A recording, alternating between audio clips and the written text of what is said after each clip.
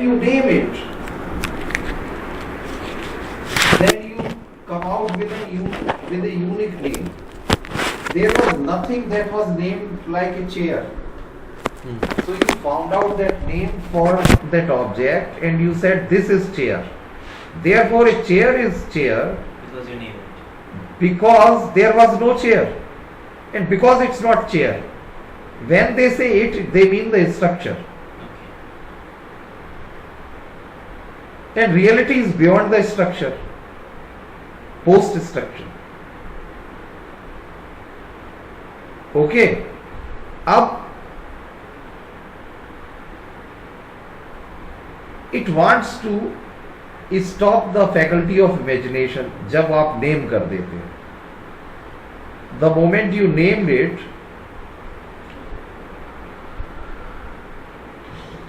imagining a structure which you otherwise name as chair is not allowed. But again, we cannot imagine anything without any word. वो post modernity का basic premises है, लेकिन वो कहते हैं कि illusionary अश्वघोषा का शून्यवाद, इल्यूजनरी माया या जो लीला है या whatever is cosmic reality, mundane material reality, वो सामने स्ट्रक्चर्स लाती है and these structures are not permanent, they keep on changing themselves and they do not have any attributes which you can define because definitions is all about permanent features. You can't define change except that you can say that it can't be defined. तो वो कहते हैं कि वही reality is a process. Who gave you right to name it and conceive the reality? लेकिन whatever is conceivable is real, दूसरा thought है. तो वो कहता है conceivable is void.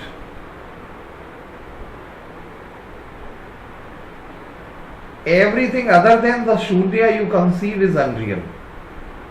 क्योंकि वहां आप स्ट्रक्चर बनाते रहते हो और ये दुनिया तो वो एटम तक कड़ात का जो अणुवाद है ना भारत की दौड़ में, उसे तक ले जाता है अणुवाद. वो अपने आप को तोड़ते विघटन करते रहते, संगठन विघटन फ्यूजन फलाना ढिकाना करते रहते, स्ट्रक्चर रहता ही नहीं है. If there is at all there is anything that's post structure, वो वेस्टर्न कांटेंट जार्गन ले आए. ये कहता है वॉइड, पोस्ट स्ट्रक्चर को कहता है वॉइड, पोस्ट मॉडर्न को कहता है शून्य, और कहता है कि शून्य has endless possibilities and no possibilities at the same time. और वही जो शून्य है, वॉइड है, वही अनेकांत है जैनिज्म का. क्योंकि वो कहता है कि अंत बहुत सारे हैं but they can't be seen because these will be seen by individuals. एकम सत विप्रम बहुधा वदंती. As many are the realities as the number of the people to perceive and pursue it. Vedanta and Ramakrishna also. यही जैनिज्म का अनेकांतवाद था. वो लोग भी कहते हैं कि सामने तो आता है void. How you will fill that void is going to be through Kali, through Madhyam path, or through nothing like Buddha refuses to fill.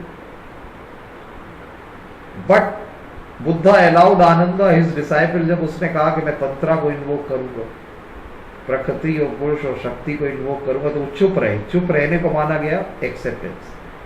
तो वज्रयान तंत्रा और बुद्धिज्म आ गया फिर आगे चल के. अश्वघोष ने कहा कि नहीं, बुद्धा की जो चुप्पी थी about truth, silence about truth, was deferral of being. Buddha हमारी इनक्विजिटिव स्क्रिप्ट उसको पूरा साइलेंट नहीं करना चाहते थे, क्योंकि फिर हम उसके वर्ड को ट्रुथ मान लेते. लेकिन बुद्धा कहता है अपने वर्ड को तो मैंने रियलाइज किया है खीर खा के पीपल के नीचे, तुमने इसे कहां रियलाइज किया? Isn't it? So you earn the right to learn, Buddha ने कहा, Right. Otherwise you do not learn. और वेस्ट में ये कॉन्सेप्ट ही नहीं है, everybody has right to learn, western liberalist thought ये सेपरेट करता है देरिदा और अश्वघोष को। तो अश्वघोष ने कहा कि देखिए वॉइड तो ये फिल होगा, लेकिन ये इंडिविजुअली फिल होगा। इसको बुद्धा ने इसलिए नहीं बताया कि ये मां काली है इस वॉइड में बैठी हुई, या राम है या कृष्णा है या शिवा है या जीसस है या क्या है। ये पोस्ट स्ट्रक्चर है, मतलब अपने संस्कृत टर्मिनोलॉजी में उन्होंने कहा। अब यही कुछ समस्या आ जाती है, अगर संस्कृत अच्छी पढ़ी होती तो वो भी याद रहती है कि नहीं, लेकिन उसने उस टर्मिनोलॉजी में कहा जो एसेंस है कि ये पोस्ट स्ट्रक्चर है जो पोस्ट मॉडर्निटी एज्यूम करती है, और इसको हर आदमी अपने तरह से भरेगा, और वो जिस तरह से भी भरेगा दैट वुड बी मीनिंग और that would be valid meaning. But because I can't imagine each and everybody, each and every human being or pursuers of truth that are here on the earth and that will be born on earth, I call it shunya, because शून्य को आप fill up करेंगे according to your own inherent tendencies of जीवा।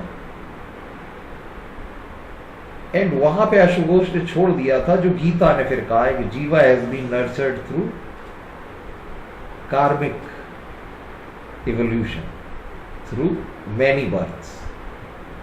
तो शंकरा ने अश्वघोष को ऐसे interpret कर दिया था, नेगेटिव में नहीं पॉजिटिव में, कि अश्वघोष का शून्यवाद एंटिसिपेट करता है कार्मिक इवोल्यूशन, और वो जब कहता है कि शून्य में अंत हो जाएगा यानी कि मर्ज हो जाएगा जीवा इन द आत्मन और द ब्राह्मण इन अनक्वालिफाइड, उसमें ये रामकृष्ण का भी है, अभी मैंने पढ़ा।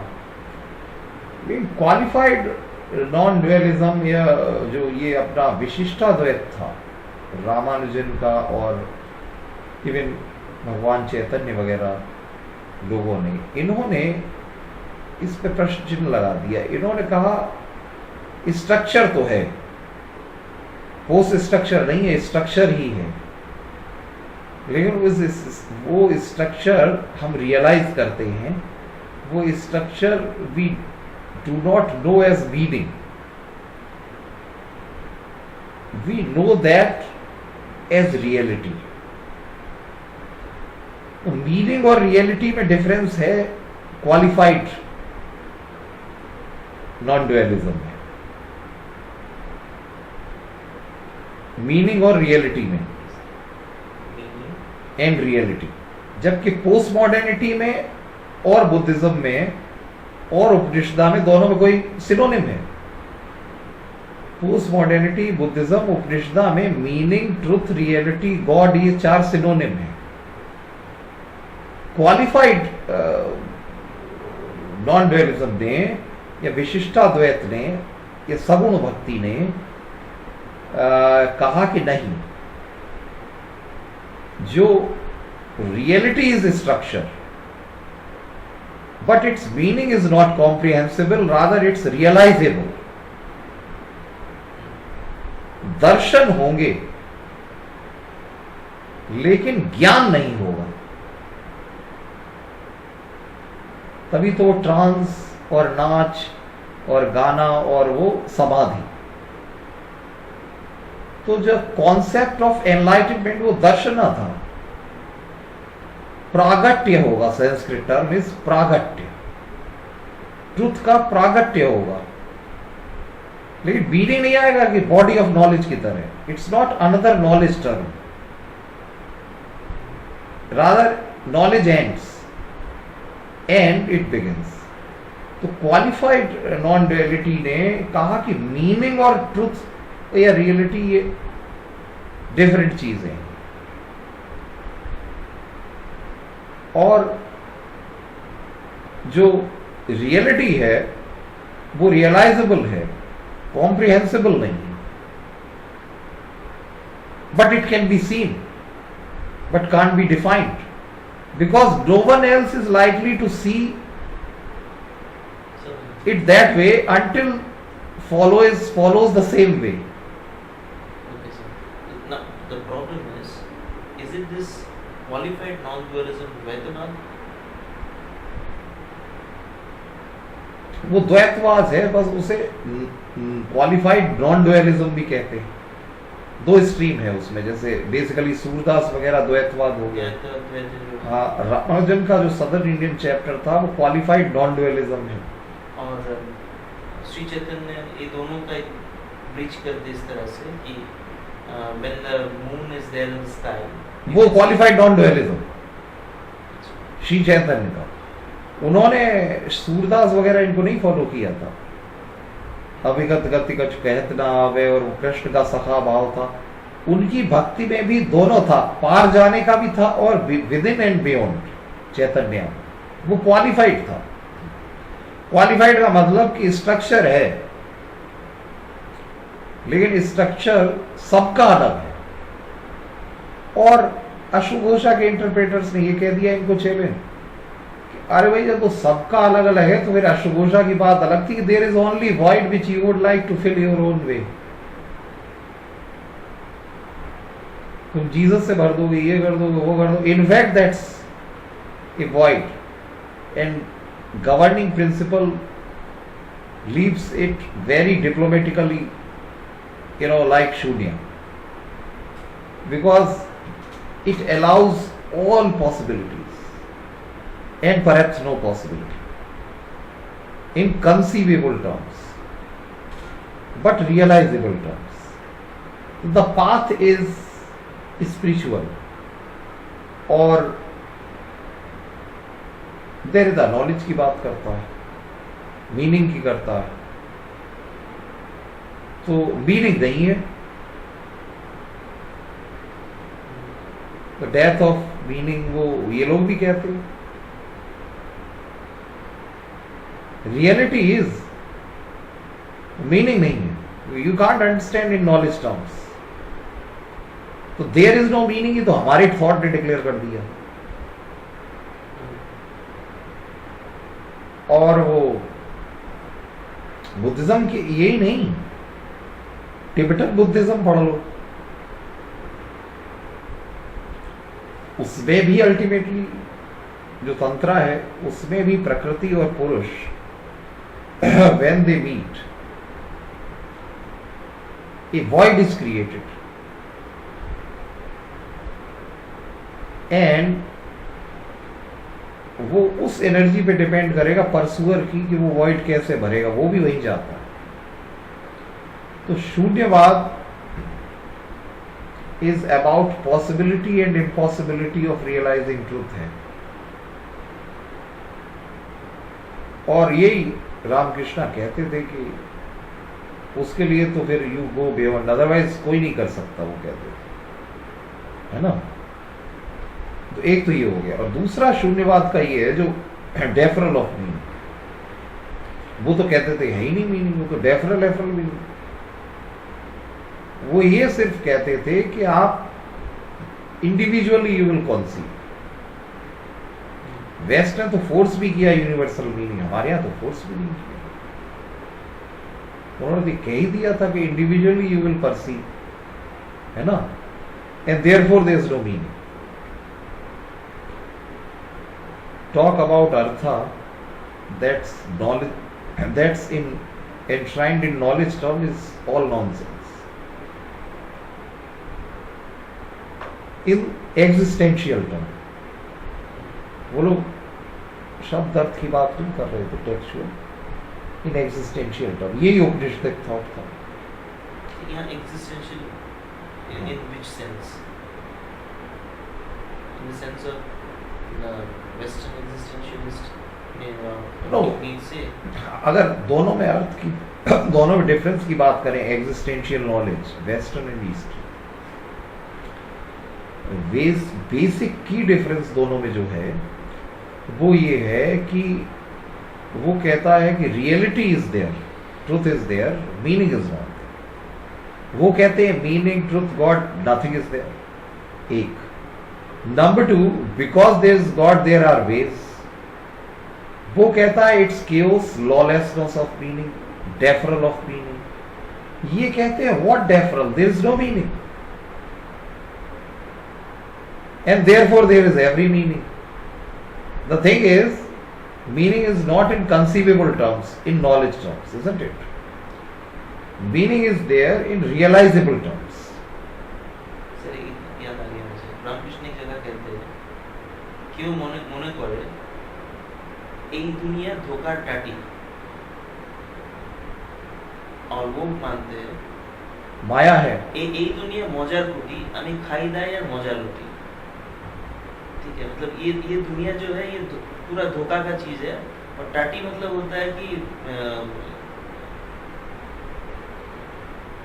फेसेस बोल सकते हैं, मतलब टार्ट, ओके, जिसको बांग्ला में ये करते हैं बिष्टा।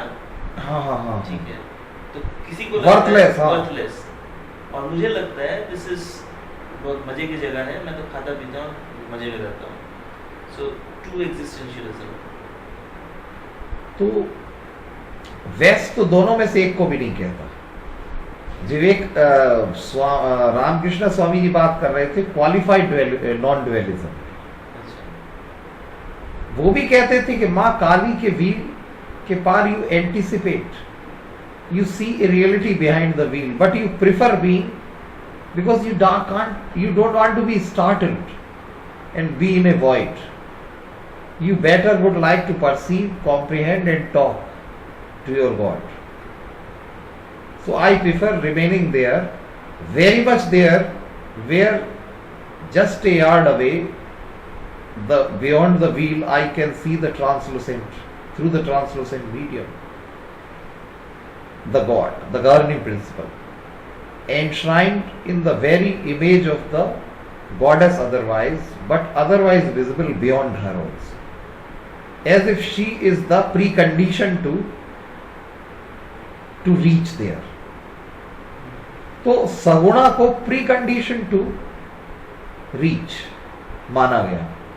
तो इसलिए स्वामी जी ने यही कहा, रामकृष्ण जी उनके थॉट में यही है कि मैं तो आई हैप्पीली स्टैंड हियर, जहां पे मैं दोनों का आनंद ले रहा हूं। लेकिन मैं आनंद ले रहा हूं वहां पे डिवॉइड ऑफ आनंदा और एब्सेंस ऑफ आनंदा दोनों रहना पड़ेगा। You become one, you merge and then you don't exist. All reformist agenda, और कितने लोग हमें लिबरेट करना है, मेरी नॉलेज से कितने लोग लिबरेट होंगे, टच से कितने लिबरेट होंगे, ये मैं नहीं ले सकता कृष्ण का। आई कम बैक फ्रॉम माई समाधि, अदरवाइज तो मैं सीधा चला जाऊंगा। उन्होंने कितनी बार कहा, I come back for the sake of you, all of you my people, disciples। तो उन्होंने क्वालिफाइड नॉन डुअलिज्म को प्रेफर किया। डुअलिज्म था सूरदास, तुलसीदास वगैरह, जो ये मानते थे कि भगवान पैदा हुए फलाना। ये कहते थे कि नहीं, वो सब हो सकता है कि वो पैदा भी हो और ये हो, लेकिन अल्टीमेटली उनका एग्जिस्टेंस क्या है हमें पता है, वो शून्य है, वो गवर्निंग प्रिंसिपल है। वो हमें आजादी देते हैं कि तुम हमें किसी भी तरह देख लो, हम वही बन जाएंगे, तुम बना दो मुझे जो बनाना चाहो। ये तुम उन रूपों में देखो जिनमें मैं प्रकट होता आ रहा हूं, माँ काली की तरह, अगर तुम्हारी आस्था हो गई है कि नहीं। सर मैंने इनका सुना कुछ दिन पहले, आशीष नंदी, वो इंटरव्यू में बोल रहे थे कि we Indians believe that there are 33 million gods. It means that it signifies that nobody should even try to define God. Multiplicity of being है ना, अनेकांतवाद। तुम सीधा जैनिज्म का अनेकांतवाद मार दो किसी वेस्टर्न स्कॉलर के आगे, वो चुप हो जाएगा। अणुव्रत,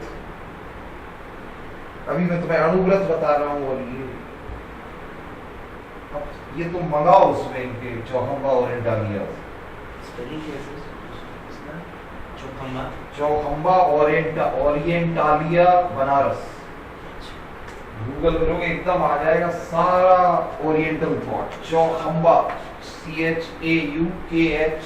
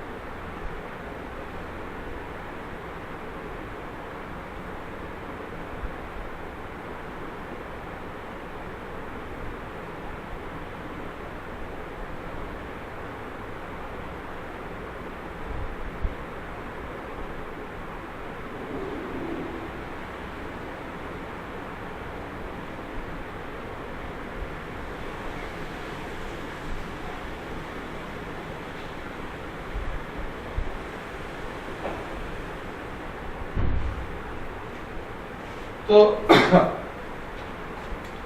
all our journeys beyond our journeys within,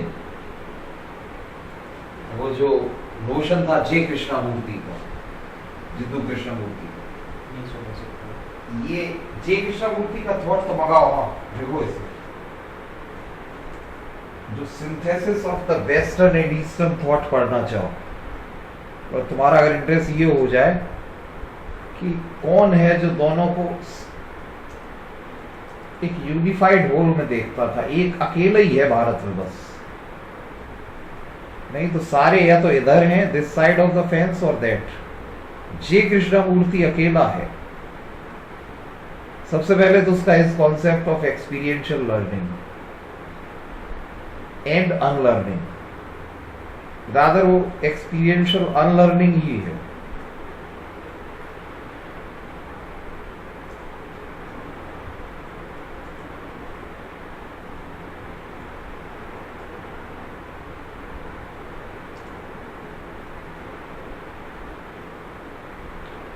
वो तो कहता था इन सब प्रीसपोजिशन से जाओगे you kill yourself, don't even think who God is, what God is, this is that or whatever, just pursue, Ramakrishna लिख देते हैं। हाँ pursue peace। और लेकिन रामकृष्ण जी ये चिंता भी नहीं करते थे कि वैस क्या कहता, फलाना क्या कहता, मैं क्या कहता हूँ, वो उनका सब्जेक्ट था। जे कृष्णमूर्ति लेसर मॉडल था, तो ये क्या करता था कि वो पूरा वेस्टर्न थॉट की हिस्ट्री लेके, इंडियन थॉट की हिस्ट्री लेके फिर ये प्रूव करता था कि सब में इम्प्लाइड यही है। शून्यवाद को इसलिए मैंने जे कृष्णमूर्ति हुआ, उसने बहुत ब्यूटीफुली कवर किया अपने डिस्कोर्सेस में, बल्कि सबसे ज्यादा इंस्पायर्ड था जे कृष्णमूर्ति। वो अनलर्निंग है, void is an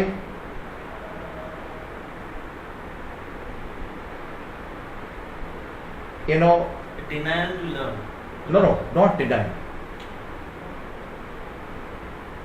you know there is no learning in a soul, a soul laid bare, you know there are no impressions, a soul with no material impressions and signs of knowledge gained or lost।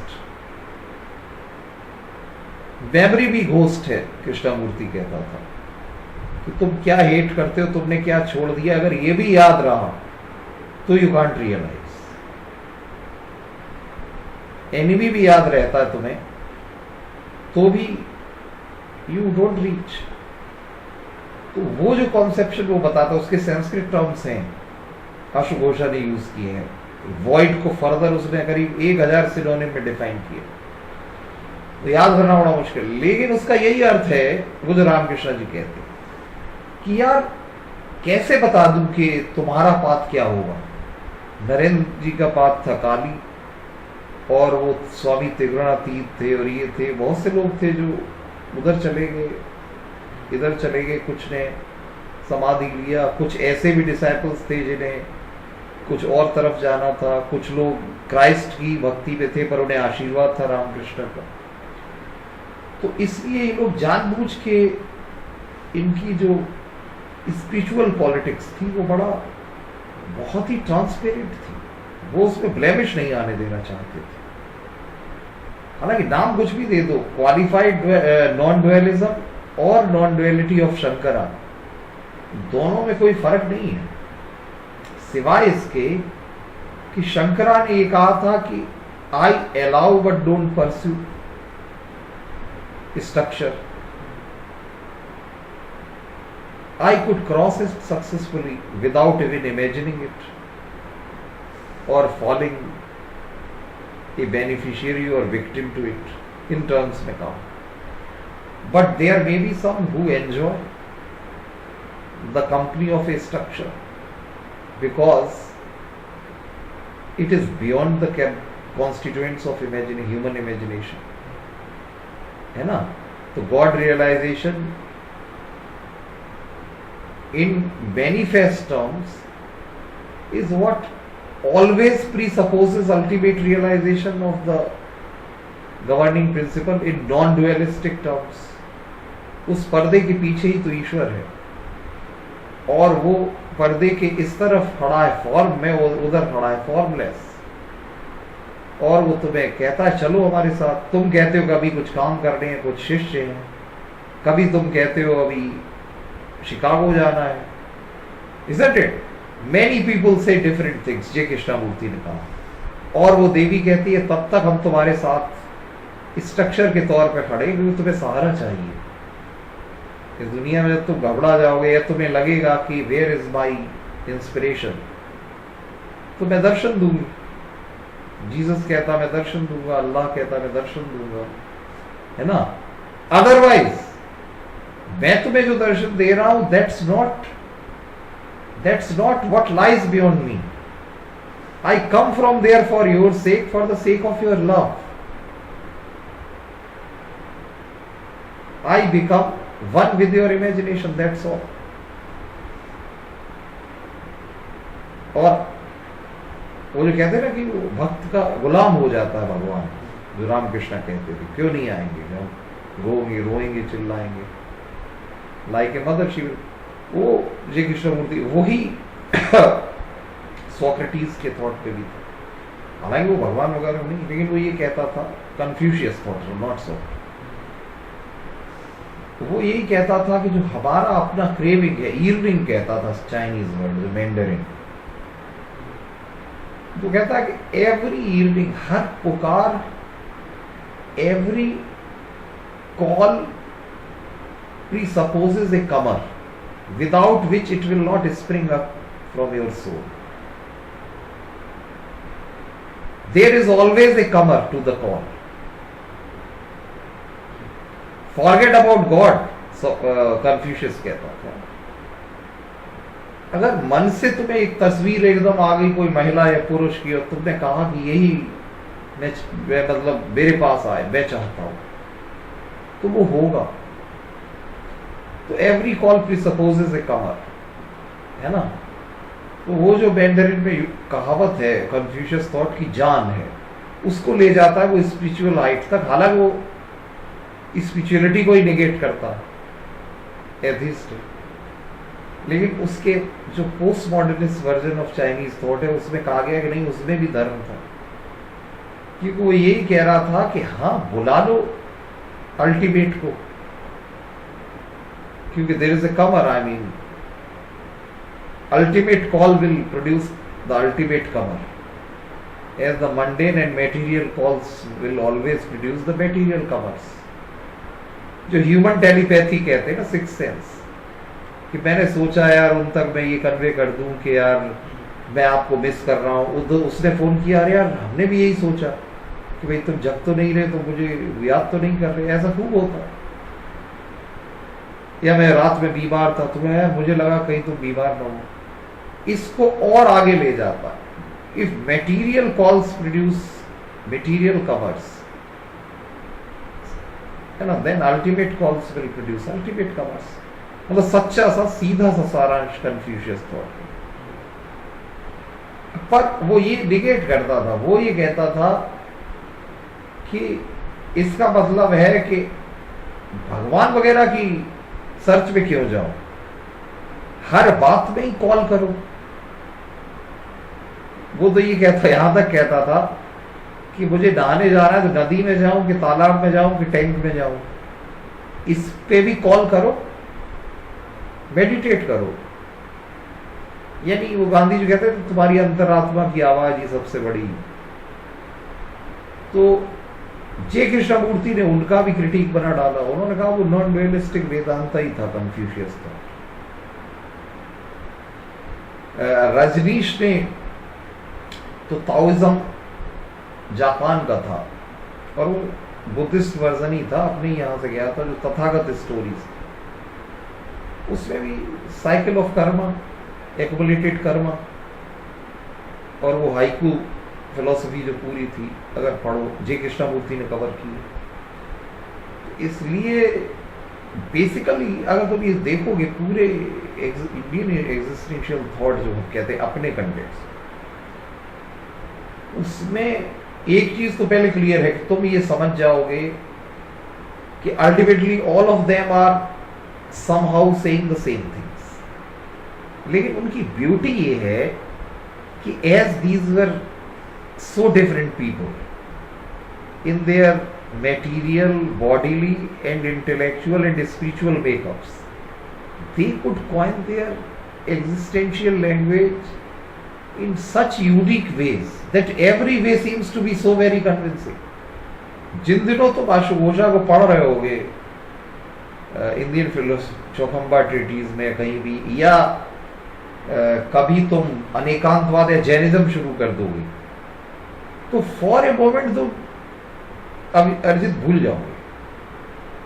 तुमने देरदा को पढ़ा है, तुमने even किसी को भी पढ़ा, वेदांता भी जानते हो तो, या तुम्हें रामकृष्ण भगवान भी याद आएंगे, लेकिन तुम्हें उस वक्त उसमें रस आने लगेगा, तुम्हें लगेगा अरे वो सब एक है, लेकिन इस समय ये बड़ा एक्साइटिंग लग रहा है। ये ब्यूटी आप पूरे षड दर्शन से लगा के फिर चाहे उपनिषद देखो, तो उपनिषद के इंग्लिश ट्रांसलेशन ऑर्डर करो और 13 representative Upanishad in English translation हैं तो 18, लेकिन 13 जो सबसे मेजर है, बाकी के जो 5 हैं उनके बारे में लोग कहते हैं वो लेटर वर्जन हैं। तो 13 मेजर उपनिषद जो हैं, कठोपनिषद, ईशावास्य, ये 2 तो सबसे ही प्रमुख हैं, क्योंकि कठोपनिषद और भगवद गीता कॉम्प्लीमेंट्री टेक्स्ट, एक साथ पढ़ना चाहिए।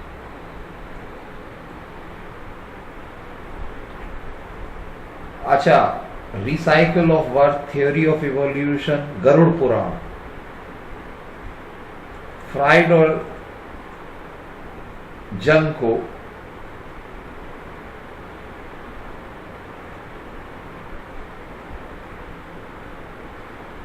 इन्हें डिकंस्ट्रक्ट करना है तो गरुड़ पुराण, हालांकि वो बिल्कुल बेताल कथा टाइप का है,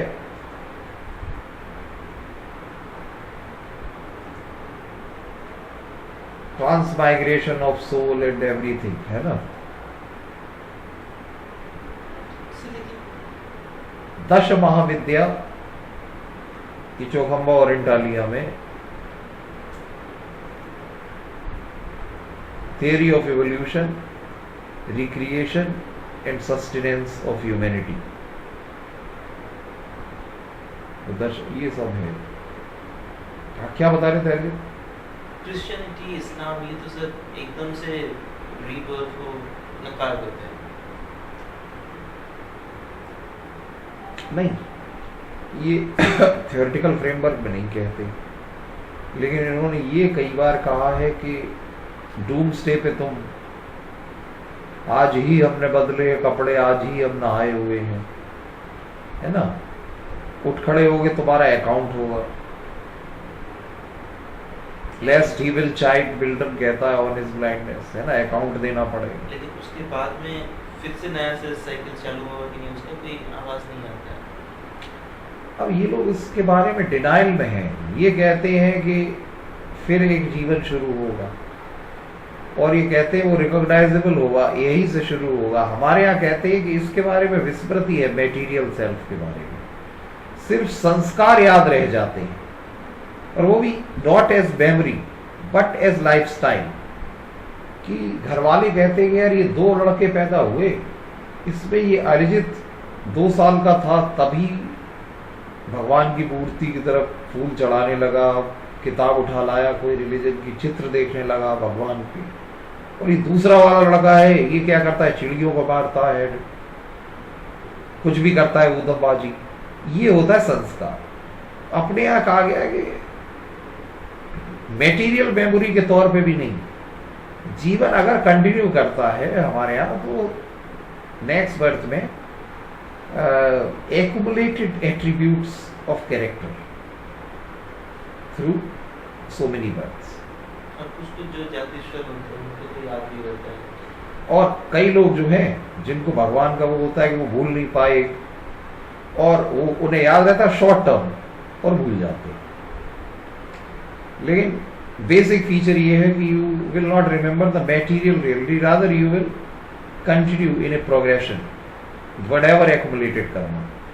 उनके यहाँ उसे नाम दे दिया गया है कि अकाउंट होगा फलाना ठिकाना। अपने अभी ये होता है कि पिछले जन्म में भैया ये किया था कि मारा था किसी को, अब सफर कर मतलब अगले जन्म में पता चला कि एक लेसर क्रिएचर का जन्म मिला और उसका फल भी मिल गया, पाप किए थे।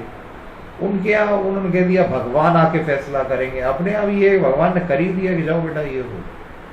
वो कहते भगवान फैसला करके कहेंगे अब चलो तुम राजा बनो, तुम भिखारी बनो। है बात वही almost in further extension of logic. उनके यहाँ कहने का मतलब है कि मैटीरियल रियलिटी भी तुम्हें याद रहेगी कि मैं पिछले जन्म में क्या था, या मतलब मरने के पहले क्या था, अब जिंदा हो गया हूँ। हमारे यहाँ ये है कि जिंदा नहीं हो गया हूँ, दूसरे शरीर में फिर आ गया हूँ और मैं सोल हूँ। लेकिन वो उसे कतई प्रूव नहीं कर पाए अपना डूम्सडे एंड जजमेंट। वो प्योर इमेजिनेटिव पेंग्स हैं। जैसे हमारे यहाँ उन्होंने साइकिल ऑफ धर्मा को सिद्ध किया,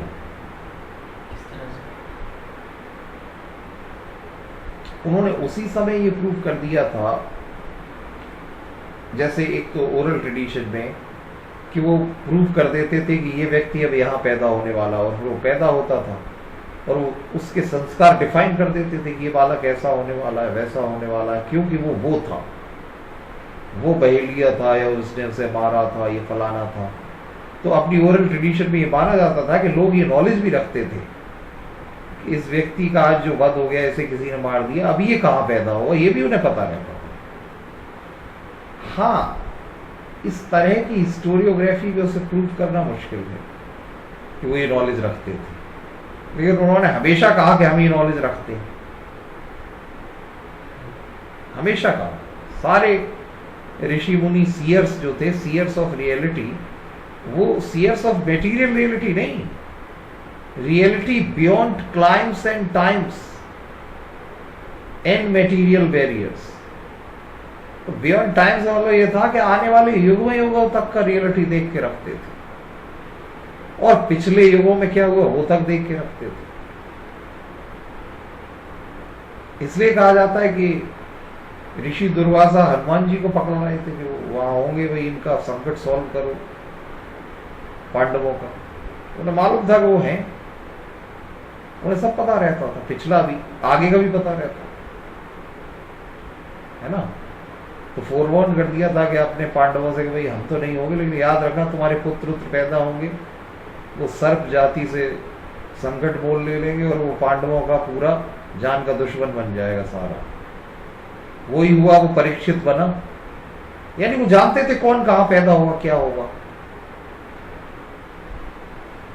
रिसाइकिल ऑफ बर्थ जो था वो सब क्लियर था हमारे स्कॉलर्स को, वो नॉलेज ट्रांसफर नहीं हो पाई। ये जिन्हें है वो अब मिस्टिक कहलाते हैं, उनसे कोई सीखता ही नहीं। कायदे में इन मिस्टिक्स को बुला के यूनिवर्सिटी का प्रोफेसर बना देना चाहिए, कम से कम लोग लर्न तो करें वो मिस्टिक आर्ट्स। आएंगे ही क्यों? अगर उनका कॉलिंग होगा तो जरूर चले आएंगे। नहीं, मेरा मतलब वो आए ना, लेकिन उनसे ये कह दिया जाए कि आप फ्री हैं, कभी भी इधर से निकलो, आप आ जाओ, और लोगों को बुला लो पेड़ के नीचे, तो हो सकता है कुछ लोग आए कभी, उन्हें अगर सूझे। बाबा लोग चले आएंगे। अब उसमें भी फेक वाला चक्कर, ये सबसे बड़ा है, how to separate I mean reality from raw and straw, grains from the straw. लेकिन ये बड़े मजेदार चीज है, और मैं कितनी चीजें तो बताऊं।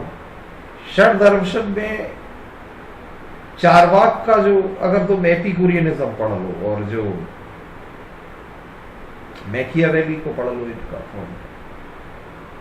वो तो उसकी पुअर रेप्लिका है, कुछ नहीं है। चारवाक ने तो एग्जिस्टेंशियल होने का दावा तक कर दिया था, और कम से कम कुछ तो है उसके मेटीरियलिज्म में। इनका कल्चरल मेटीरियलिज्म रेमंड विलियम्स का वो तो कुछ भी नहीं है। बेसिकली। इसलिए अधकचरे लगते हैं, half baked.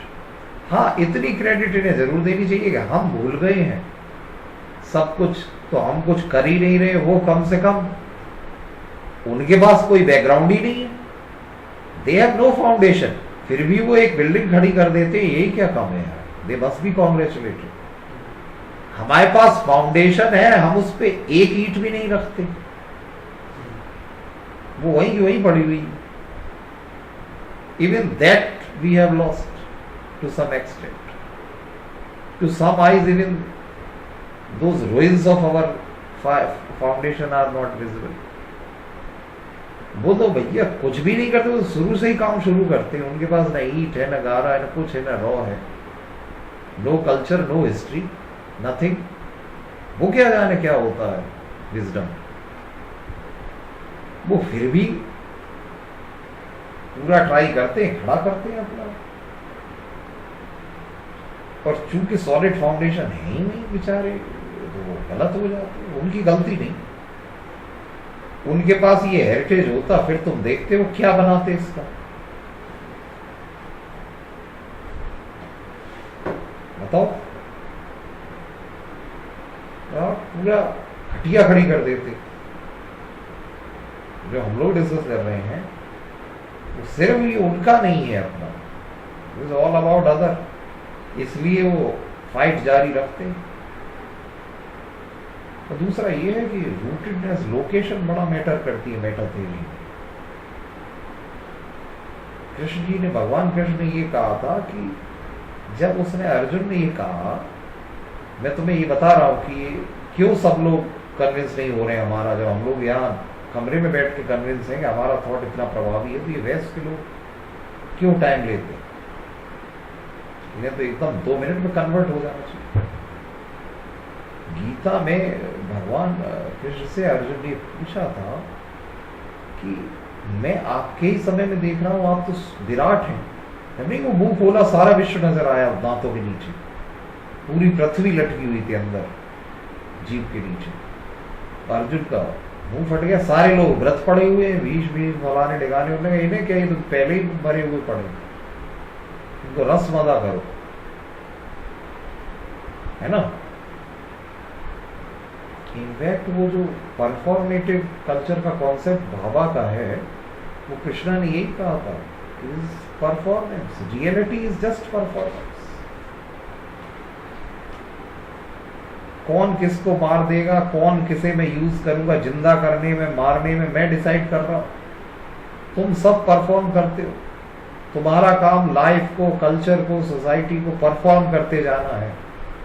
And in doing so you will choose whatever seems to be right to you. Be guided by the wisdom of the wise men, the gurus, and you may go right, otherwise wrong. लेकिन life, culture, everything is performative. Essence is beyond that you reach, but not within body or through body. तो ये तो खैर performative का गलत reference आ गया। मैं बता रहा था कि उन्होंने कहा कि आपके ही समय में, हे केशव, मैं देखता हूं लोग आपको नफरत करते, मैं आपका विराट स्वरूप देख रहा हूं कि आप ही क्रिएटर हैं, भगवान हैं।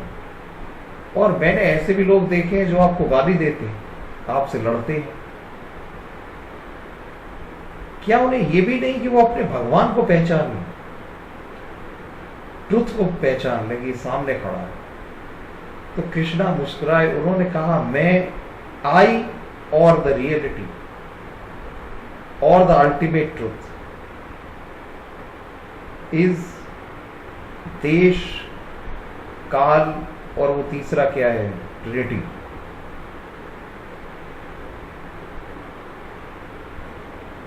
टाइम, स्पेस, और वो तीसरा और है ना। तो टाइम, स्पेस और तीसरा और था, वो कॉन्टेक्स्ट में भूल गया, मुझे याद नहीं आ रहा है। तो उसमें इन्होंने कहा था कि लोकेशन बहुत, तो अर्जुन ने कहा था क्या लोकेशन से आपका फिजिकल लोकेशन नहीं, अपने थॉट में उसकी लोकेशन कहाँ। हर आदमी रूटेड होता है एक about a certain way of conceiving and perceiving reality बचपन से। तो अगर उसके उस आत्मबोध में मैं फिगर नहीं करता हूं तो वो मुझ पर विश्वास नहीं करेगा। I refuse to be conceived if I see that this is not all about conceiving people, है ना। तो कृष्णा ने ये कह दिया था कि रियलिटी जो है इज बियॉन्ड मेटीरियल कॉन्सेप्चुअलाइजेशन। और अर्जुन से ये कहा था कि तुम रियलाइज कर रहे हो मुझे, क्योंकि तुम भी कल चौंक जाओगे जब मैं ये मुंह अपना बंद कर लूंगा और जब मैं जोक करूंगा या रथ चलाऊंगा तो तुम ये सोचोगे कि दैट वाज ए ड्रीम।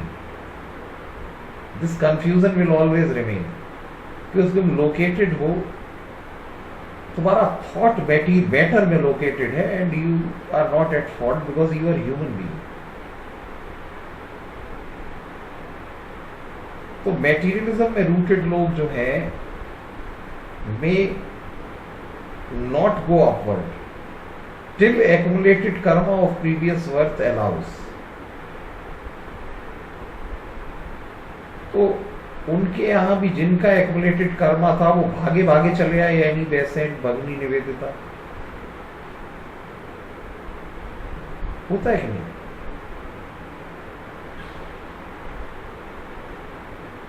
तो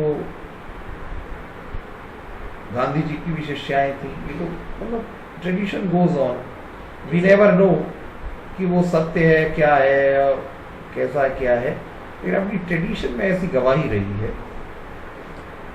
विवेकानंद से पेपर ऑन हिंदुइज्म एक जगह लिखते हैं कि if we talk about from when the atma started thinking और rather considering that it is this body or the material. If you ask me, the answer is I don't know. अगर आत्मा और material अगर दो अलग चीज है तो फिर आत्मा को एक भ्रम क्यों हुआ कि वो मटीरियल है, और ये cycle of birth and rebirth किस लिए हो रहा है? नहीं, विवेकानंद का वो मैंने पढ़ा है इस तरह का, और वो उन्होंने सही कहा है। बल्कि वो तो अंतिम दिनों में नॉन ड्यूअलिस्टिक वेदांता पे पहुंच गए थे ना। उनके सबसे जो लास्ट के स्पीचेस हैं वहां पे तो उन्होंने स्वीकार ही कर लिया था, और उन्होंने वही रामकृष्ण जी वाली बात की, ultimately we return, we have an agenda that is worldly but ambitions are other worldly. तो एक्सेप्ट कर लिया था। लेकिन स्वामी जी ने ये तो कहा था कि कुछ लोगों को ये पता भी लग जाता है कि वो ये अंतर कर पाते हैं कि वो तो कर पाते, लेकिन ये जो है कि आत्मा ने कब से मान लिया, आत्मा से कब से, मतलब आत्मा और जड़ अगर अलग है तो फिर आत्मा और जड़ में ये जो मिलावट हो ये किस लिए हो रहा है, और ये क्यों शुरू हुआ, क्यों अनादिकाल से ये क्यों है? लॉ ऑफ नेचर में ये कैसा है?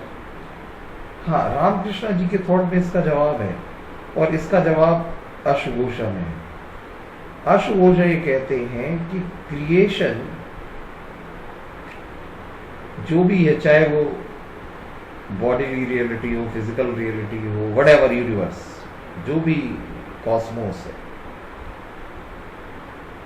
अल्टीमेटली उस वॉइड में ये थॉट्स हैं which are manifesting it themselves. ये एक्युमुलेटेड संस्कार हैं जो एक बॉडी अख्तियार करना चाहते हैं कि एक आदमी जिसमें 25% जीवा की थियरी जो जैनिज्म, और अपने यहाँ कठोपनिषद में भी ट्रुथ होगा, 5% विकेड होगा, 3% मर्डरर वाला एलिमेंट होगा, 80% इंटेलेक्चुअल होगा, अब इसके लिए कौन सी बॉडी, कौन सा घर, कौन सा एनवायरनमेंट ये चुना जाए, उसका शक्ल कैसी कैसी होनी चाहिए, वो प्रकृति डिसाइड करती रहती है ना।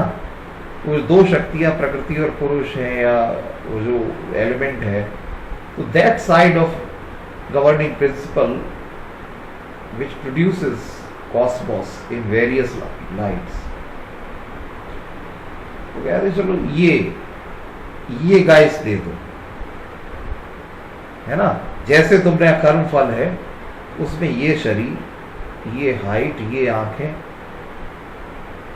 ये बैक एक, ये इंजरी, ये ब्यूटी, ये गोल्ड, ये सैलरी, ये तुम ले लो बेटा,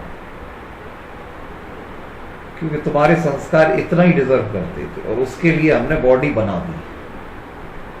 ये बिल्कुल जैसे असेंबल्ड कार होती है ऑन डिमांड, ये कैसा है भाई, ये ऐसा है, तो चलो भाई ठीक है। इसलिए वो जो गौर वर्ण और सन्यासी जैसा वो और तेज स्वामी जी के चेहरे पे लगता है कोई गॉड है। रामकृष्ण जी की कितने डिस्क्रिप्शन पढ़ो, लोग देख के कहते थे कि मतलब आंखें बंद कर डालते थे, क्या है।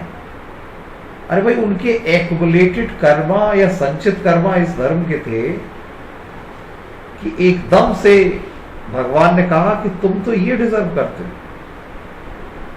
हम लोगों को हमारे हैं ही नहीं उतने। हमसे कहा बेटा ये भी लो, ये जॉइंट भी ब्रेक करो, ये भी करो, वो भी करो, तुमने जितना किया उतना ले लो, उससे ज्यादा देंगे भी नहीं, उससे कम भी नहीं देंगे। इतनी सक्सेस ले लो, इतनी फेलियर ले लो, और उस हिसाब से इतना रूप ले लो, ना हम तुम्हें इससे ज्यादा हैंडसम बनाएंगे, ना इससे कम बनाएंगे।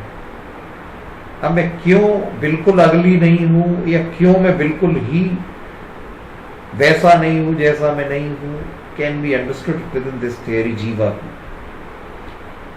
कि जीवा हम ही है, हम खुद बनते हैं, मतलब हम खुद डिमांड करते हैं, ये कर दिया, उल्टे सीधे काम कर दिए, हम डिसाइड कर रहे हैं हम क्या बनने वाले हैं, किस तरह के दिखने वाले हैं, किस तरह चलने वाले हैं। उसमें तो ये भी कहा हम अपने रोग भी चयन करते हैं। किसी को गाली दी, किसी को मर्डर, किसी को सोचा यार भगवान करे इसको साले को मैं गर्दन मरोड़ दूं, पता चला हमारी गर्दन ही टेढ़ी होगी। कई जस्टिफिकेशन दी है, लेकिन एक्युमुलेटेड कर्मा वाला जस्टिफिकेशन सबसे अच्छा है। स्वामी जी के बारे में कहा था, जिस दिन से पता लग जाएगा, विवेकानंद के बारे में उन्होंने कहा ये चला जाएगा, क्योंकि ये तो वहां बिलोंग करता है, ये यहां बस कुछ समय के लिए आया, क्योंकि ऑलमोस्ट निर्मुक्त है। इसके समय का उपयोग कर लें, जब तक इसको ये ज्ञान नहीं कि ये निर्मुक्त ऑलरेडी नारायण है। कहा था रामकृष्ण, है ना। इसका मतलब ये था कि फिर इसीलिए तो उन्हें विवेकानंद जैसा शरीर दिया। वो एनर्जी हमें और तुम्हें क्यों दी कि एक शब्द भी नहीं बोला और आदमी पैरों पे गिर रहा हो। रामकृष्ण जी में क्वालिटी थी। कई लोगों की मैंने इसमें कमेंट्री पढ़ी है कि वो इसके पहले कि वो कुछ कह पाए, लोग उनके चरणों में गिर पड़ते थे। तो ये जीवात्मा की थियरी जो है कि अब इसको चूंकि हम लोग हार्ड टू बिलीव है, इसलिए हम इस दिशा में काम भी नहीं करते। काम करते क्या काम करेंगे? प्रॉब्लम तो ये भी है, something which you can not rationalise, नहीं। आप कम से कम ये तो कह सकते हो कि जहां तक तुम जाते हो वहां तक तो हम गए हैं, उसके बियॉन्ड भी गए हैं, उस बियॉन्ड को तुम मानो या ना मानो। मैं अपनी हर स्पीच इसी पे खत्म कर देता था लेक्चर वहां अमेरिका में कि यार ये डेफरल तक तो मैंने समझा दिया, अब इसके आगे जो मैं बोलने जा रहा हूं तुम लोग मानोगे नहीं, हम मानते हैं। और ये एटर्नल संघर्ष है within east and west, मैं नहीं रिजॉल्व कर सकता, क्योंकि you can't go beyond your own mode of thinking, and I cannot switch my gears to adopt yours, to stop where you stop। तो हम इसके बियॉन्ड जाते हैं, वो रियलाइजेबल है, लेकिन वो उसका मीनिंग कुछ नहीं, उसका मीनिंग कुछ नहीं, ये तुम भी कहते हो, हम कहते हैं वो रियलाइजेबल है. Not only you can reach but you become one with that, rather you are that. But then don't use those poor signifiers or ask me to use those signifiers to make you reach or even comprehend or hear about that. Lekin there are logical hints towards that. If not that, we can reconstruct that for you in signifiers, but we can pass logical hints. पढ़ो हमारा दर्शन, तो फिर हम लोग, तो वहां तक debate है कि एट पार ये देखो हमारे यहाँ है, और हम वहां टर्मिनेट नहीं करते, हम आगे जाते हैं. पर तुम नहीं समझते हो, और हमारे पास वो हिस्टोरियोग्राफी नहीं है, हमारे पास वो क्या नाम, फिनोमिनोलॉजिकल टूल्स नहीं जिनसे उन्हें बयान किया जाए तुम्हारे टर्म्स में. तुम्हारा कंटेंट जार्गन अलग है और हमारा अनिवर्चनीय है. तुम क्या अनुसीयर क्या होता है, या मंत्र दृष्टा क्या होता है? तुम तो मंत्र का रीडर हो और राइटर हो. तुमने मंत्र कभी देखा है साक्षात कि ओम क्या होता है, क्या साउंड है? तुम तो सिर्फ इन्हें पढ़ना और लिखना जानते हो, हम उस साउंड को जानते हैं और बियॉन्ड द साउंड जानते हैं, है ना? तो through the form we reach the formless. You say form is illusion and there is nothing like formless, because formless anticipates form. यही तो देवता ने कहा था. और वो क्लैश बड़ा तगड़ा है, लेकिन ये तुम्हें वेस्ट में भी पता चलेगा. देरदा की लाइब्रेरी में पूरा बुद्धिस्ट थॉट था. माध्यम कारिका, हाँ ये थ्योरी लिख लो अश्वघोष के अलावा.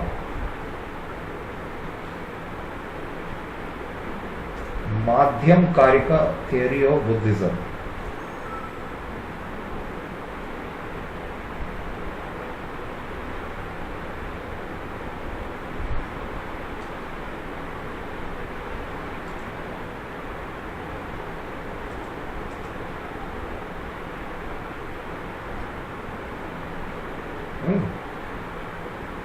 और ताओइज्म एंड शिंटोइज्म, ये भी अच्छा अपना इंडियन थॉट ही है जो वेरिएशंस में आ गया है साउथ ईस्ट एशियन थॉट की तरफ.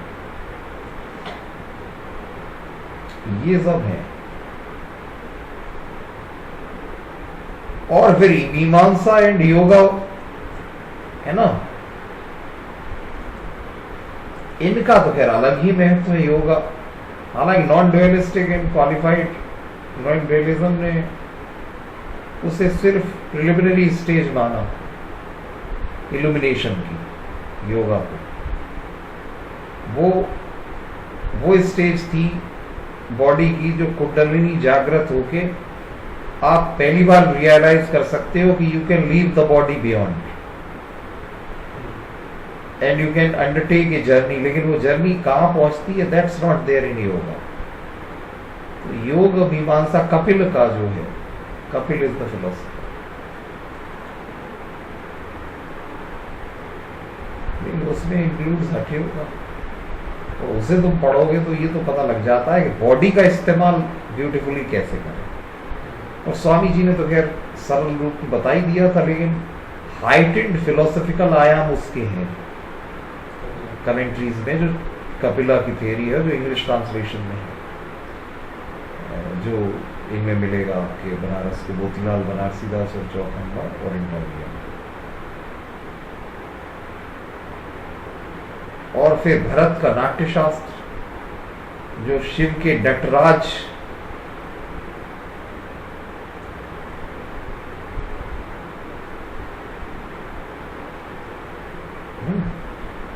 ये टैक्स मंगाना है।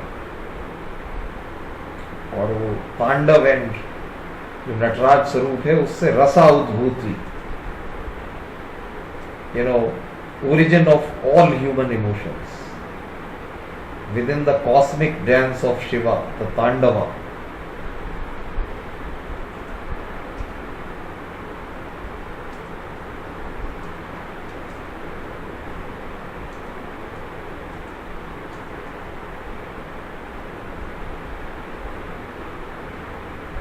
है ना? तो वो अनहद नाद, संस्कृत को दैट कॉन्सेप्ट ऑफ अनहद नाद, है ना? The sound that has no limit. हमारी ब्रीथ जवाब दे जाती है, लेकिन ओम की साउंड बंद नहीं होती। हम उसे प्रोनाउंस करना बंद कर जाते हैं क्योंकि हमारी लिमिट खत्म हो जाती। लेकिन जो समाधि में होते हैं वो ओम कहते हैं और वो कभी खत्म ही नहीं करते, इसलिए दे ट्रांसेंड। जो तांत्रिक शिवा पे ध्यान कैसे लगाते हैं? वो शमशान में जाके ओम कहना शुरू करते हैं और वो माँ जो साउंड है, आधा माँ, वो आता ही नहीं है और 2 महीने बीत जाते हैं। इसलिए वो अनहद नाद है। उस नाद की हद नहीं है, मतलब भक्ति पोइट्री में कहा गया। वो संस्कृत टर्म नहीं है बल्कि तद्भव है, मतलब विकृत है संस्कृत का। अनहद नाद मीन्स बियॉन्ड द लिमिट। और उसकी लिमिट उतनी है जितनी आपकी लिमिट है। वो तो कभी खत्म ही नहीं होता, लेकिन हर कोई उसे अपनी लिमिट में। और दूसरी तरीके से हम गॉड को रियलाइज, कॉन्सीव, परसीव अपनी लिमिट नहीं करते। ये एक तरीके से वो हमें आजाद कर देते हैं कि चलो मैं मां की तरह आ रहा हूं, तुमने भक्ति की।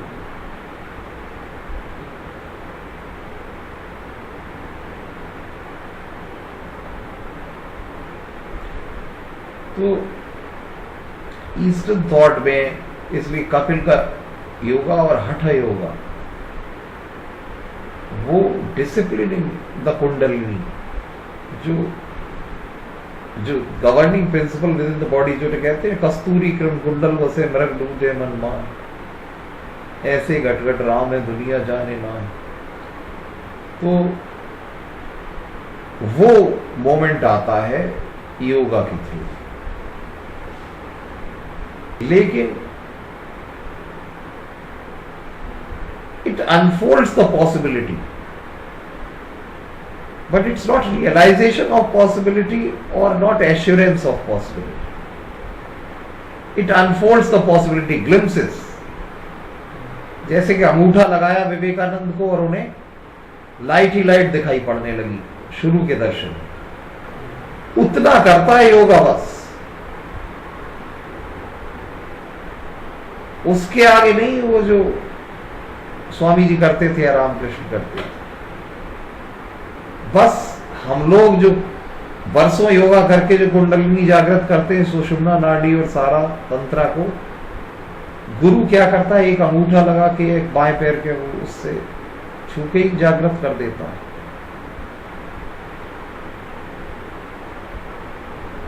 तो जहां हठ योगा और योगा की तमाम प्रैक्टिसेस पहुंचती, यही तो उन्होंने कहा था तोतापुरी जी ने, यार जितनी कितनी यौगिक साधना कर डाली, तब जाके नाड़ी प्रज्वलित हुई और तब जाके निर्विकार में सम्मिलन हुआ।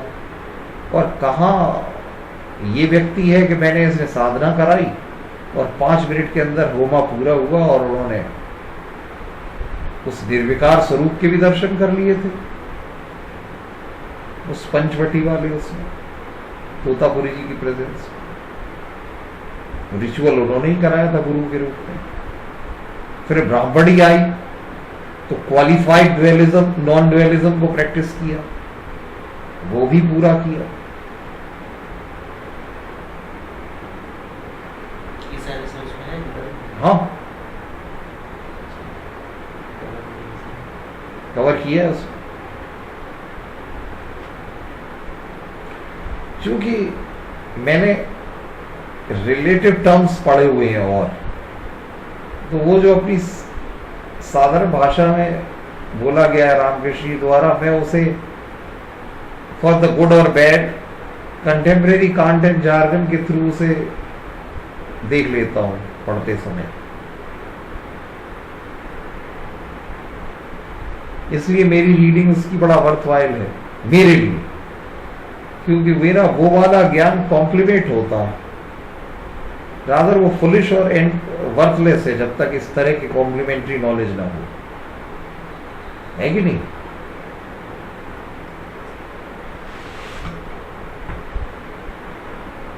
इनसे इसके बाद में जो महसूस होती है कि चलो ठीक है, ये तो जान लिया कि कुछ है, अब वो जो कहते हैं कि अब वहां पहुंचना भी है। हाँ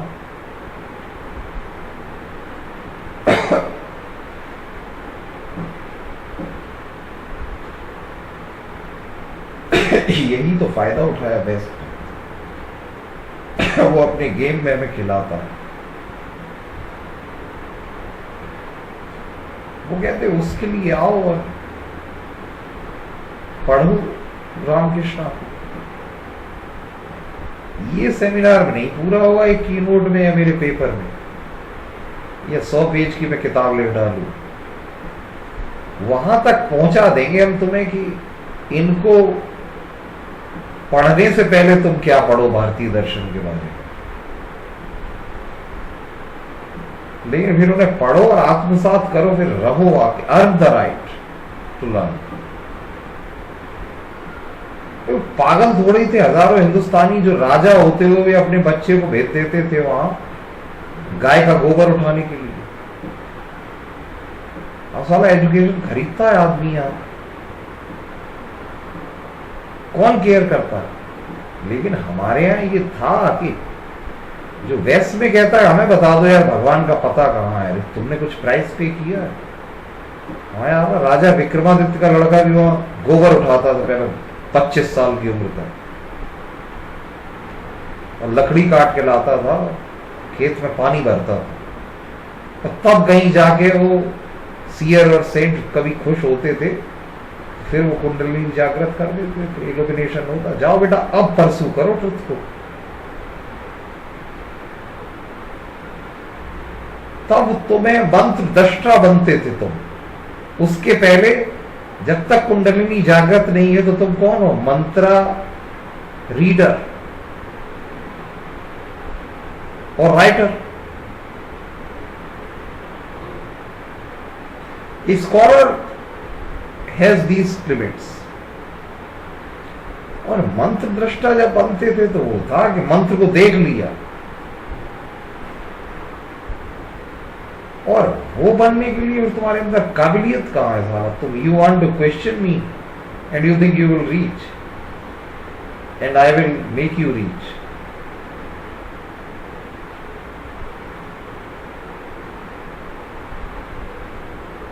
तो वही प्रश्न है कि आपने गॉड को देखा? यस मैंने देखा।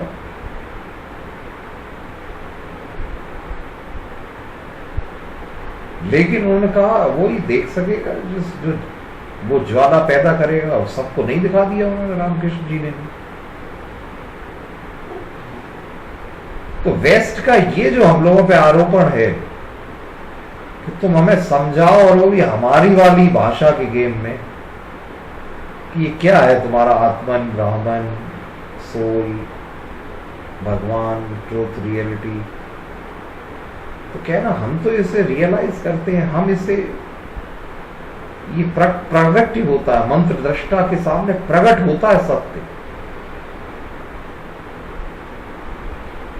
और उसे कुछ नहीं करना है, न वो कोई जर्नी करता है, वो सिर्फ अपने आप को अनफोल्ड करता चला जाता है according to spiritual practices, layers after layers. प्याज का ही उदाहरण देता है अशुघोष।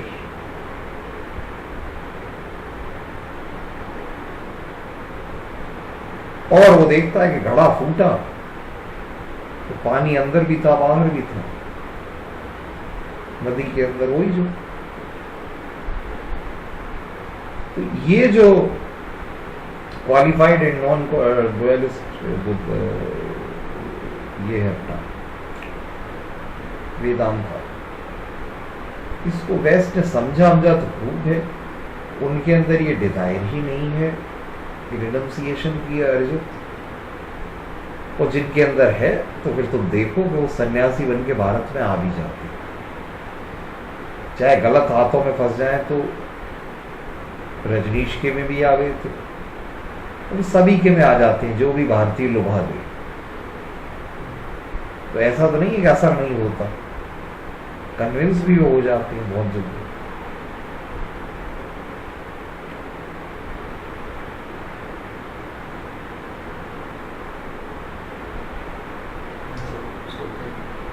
हाँ, सो मेरे तो समय काफी हो गया वो है, तीन बजे मुझे पता नहीं।